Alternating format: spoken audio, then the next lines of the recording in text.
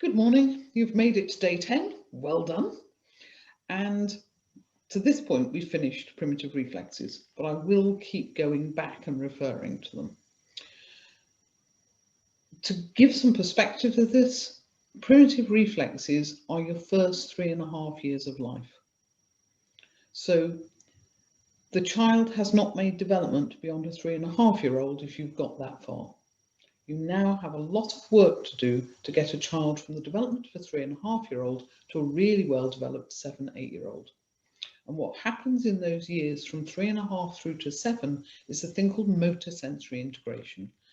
You are going to get your sound, your vision, your motor skills all coming together, and they've got to be knit together. Each motor skill, sound, vision, all your other senses need to be mastered in the years to 7. And then a child is ready to learn. What we're going to look at today is breathing. And breathing is really quite fun and interesting, and I personally think it should be taught every day.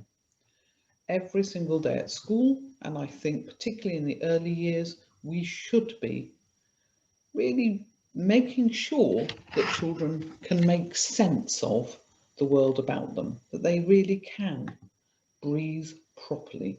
If you can't breathe, you can't oxygenate your body and brain, you can't learn. It's obvious, isn't it?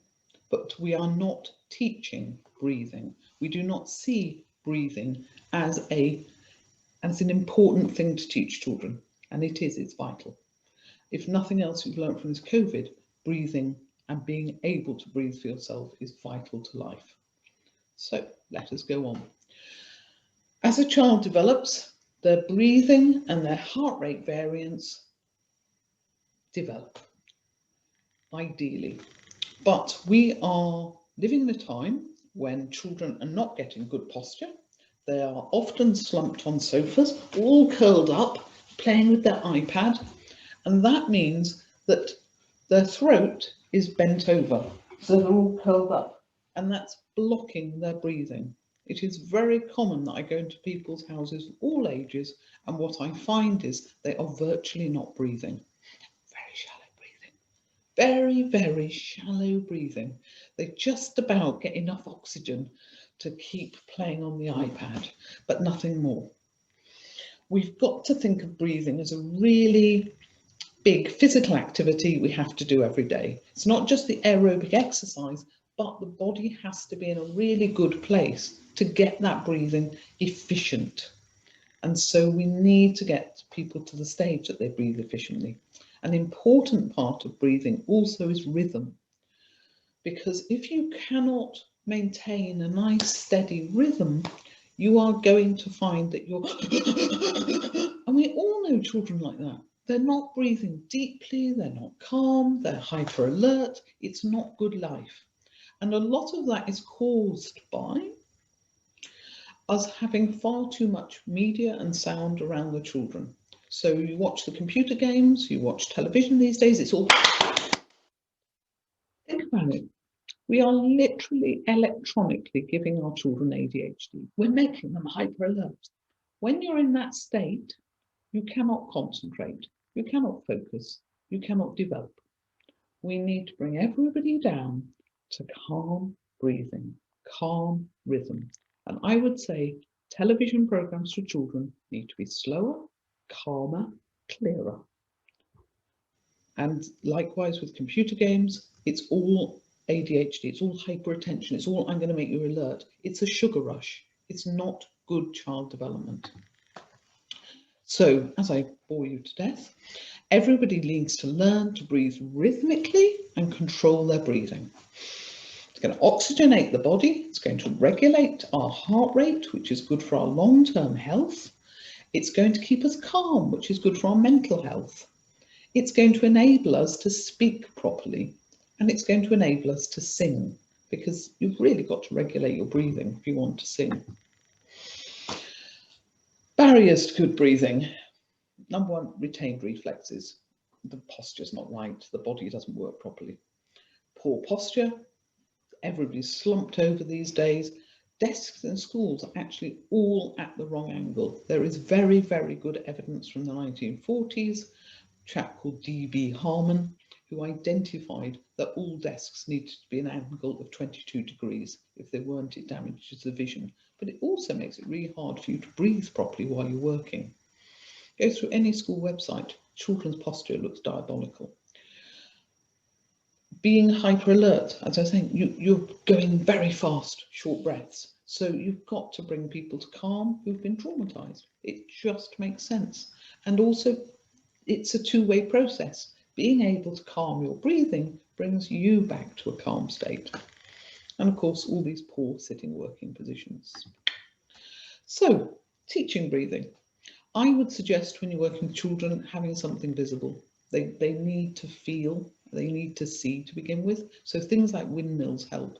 When I'm working with autistic children, massive help, because they can understand then that when they breathe out, the windmill moves.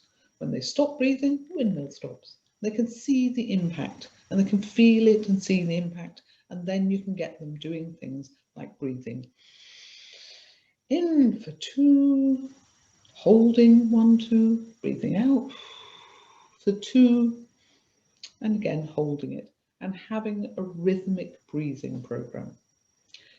Long term, you want to get people to the point where they can breathe in for a count of 5, hold maybe for 2, 3, out for a count of 5. Doesn't really matter what your rhythm is. Long deep breaths are better than short shallow breaths. The more capacity you can get, the better. But rhythm is incredibly important. Getting to the point where you practice it so often that the child automatically has a calm, rhythmic breathing.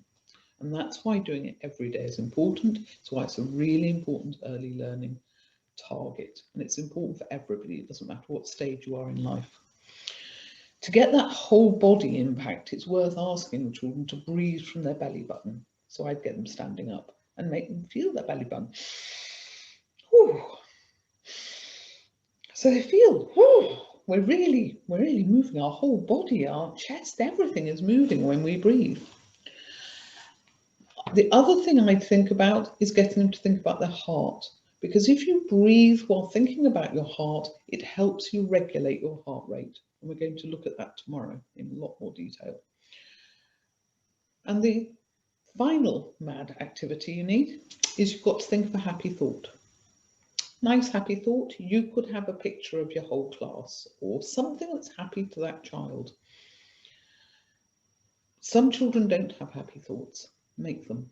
So give them a picture of you being really praising them, or with the school puppy, or whatever it is that makes them happy, because it doesn't need to be a big thought, but if they can focus in on a happy thought, hold their heart, breathe in and out rhythmically, nice big full breaths, your heart rate will calm, your breathing will calm, and you will come to a much calmer state.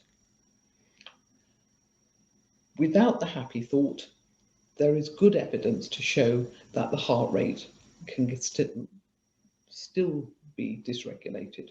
So it's a very important little collection of formulae. And I would say for children in care, you've got to build those happy thoughts, because if they've nothing to focus on which is happy, they constantly have a dysregulated heart rate. So we want that nice deep breathing, we want happy thoughts, we want to go through our heart, and rhythmic. And to the point where you can go into any situation, and even though you feel a bit out of your depth, you know you can do your rhythmic breathing, you can think your happy thought, and you know you stay calm and you can think. And it's okay. So we really want people to have really good rhythmic breathing for their mental health, for their physical health.